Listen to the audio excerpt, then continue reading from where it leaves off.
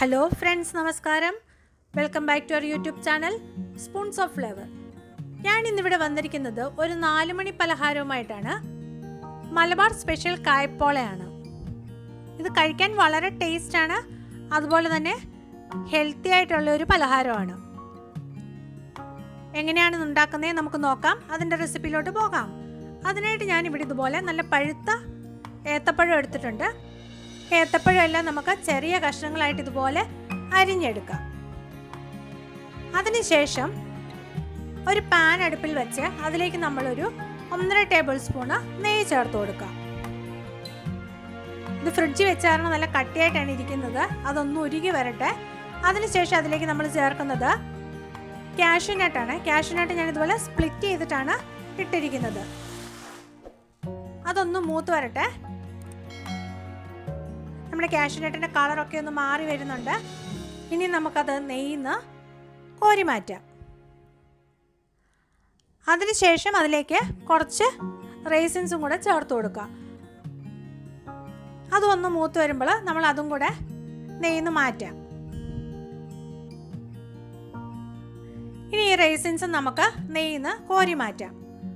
അതിനുശേഷം നമ്മൾ ഈ നെയ്യിലേക്ക് ചേർക്കുന്നത് നമ്മൾ മുമ്പേ അരിഞ്ഞു വെച്ചിരുന്ന നമ്മുടെ ഏത്തക്കായില്ലേ, അതാണ് ചേർത്ത് കൊടുക്കുന്നത്.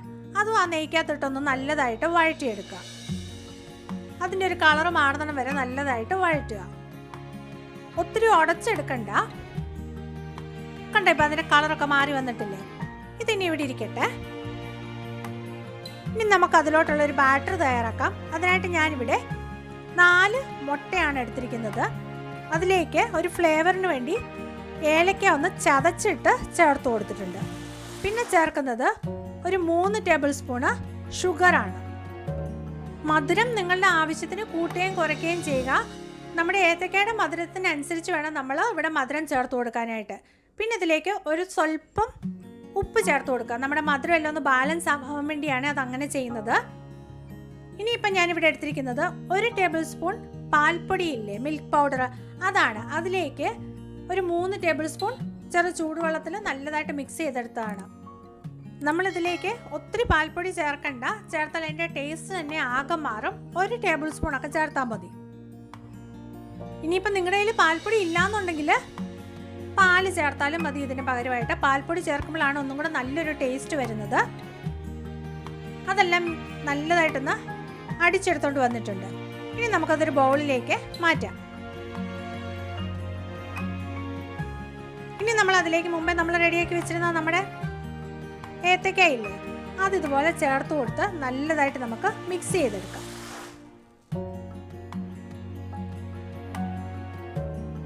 അതുപോലെ തന്നെ ഒത്തിരി ഉടയാതെ വേണം നമ്മളത് മിക്സ് ചെയ്യാൻ.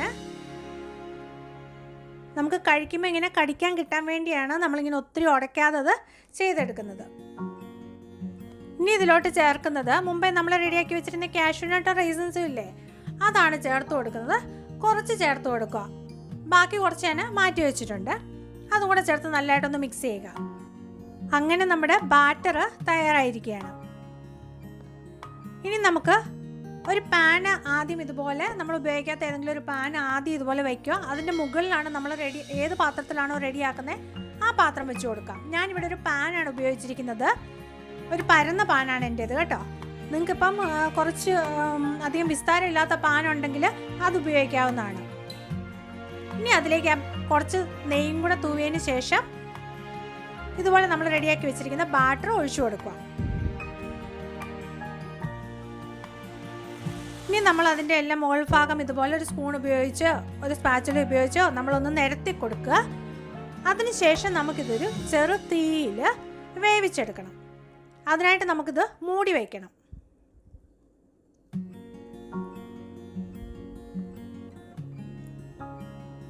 ഇപ്പോൾ ഒരു 6 മിനിറ്റ് കഴിഞ്ഞിട്ടുണ്ട്. 6 മിനിറ്റ് കഴിഞ്ഞപ്പം ഈ സമയത്ത് നമ്മൾ മുമ്പേ മാറ്റി വെച്ചിരുന്ന റേസിൻസും അതുപോലെ തന്നെ ഈ കാഷ്യൂ നട്ടും എല്ലാം ഇപ്പം ചേർത്ത് കൊടുക്കണം.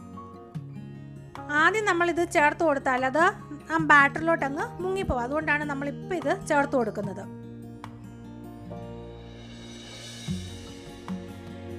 ഇനി നമുക്കിത് വേവുന്നിടം വരെ കുറച്ച് സമയം കൂടെ മൂടി വെച്ച് വേവിക്കാം. ഇത് പരന്ന പാത്രം ആയതുകൊണ്ട് പെട്ടെന്ന് തന്നെ റെഡിയാകും. ഇപ്പം എനിക്കൊരു ടോട്ടൽ 12 മിനിറ്റ് ആയി. ഇപ്പോൾ കണ്ട അതിൻ്റെ കളറെല്ലാം മാറിയിട്ടുണ്ട്. അതിൻ്റെ മുകൾ ഭാഗവും നല്ലതായിട്ട് വെന്ത് വന്നിട്ടുണ്ട്. ഇതിങ്ങനെ വേണമെങ്കിൽ നമുക്ക് കഴിക്കാവുന്നതാണ്. ഇല്ല നമുക്ക് അതിൻ്റെ മുകൾ ഭാഗം ഒരു സ്വല്പം ഒന്ന് ഡാർക്ക് കളർ ആവണമെന്നുണ്ടെങ്കിൽ ഇനി നമുക്കിത് ഒന്ന് വേറൊരു പാനിലോട്ട് തിരിച്ചിട്ട് കൊടുത്ത് ഒരു 2 മിനിറ്റ് കൂടെ ഒന്ന് വേവിച്ചെടുക്കാം. ഞാനിപ്പം ദോശ തവയിലോട്ടാണ് ഇത് മറിച്ചിടുന്നത്.